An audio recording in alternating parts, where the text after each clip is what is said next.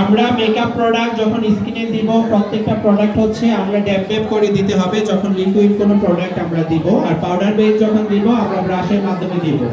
এখন আমাদের লিকুইড হচ্ছে ক্রিম বেস প্রোডাক্ট আমরা ব্যবহার করছি, ড্যাব ড্যাব করে দিচ্ছি।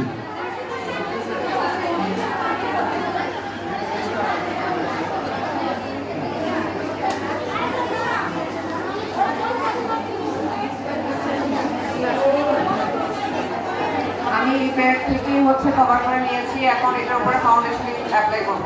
আপনার ব্রাইডালের ক্ষেত্রে কি করেন, ফার্স্টে হচ্ছে 3D টাইপের প্রোডাক্ট আগে ইউজ করেন, দেন তারপর হচ্ছে ফাউন্ডেশন, ডার্মা, তারপর হচ্ছে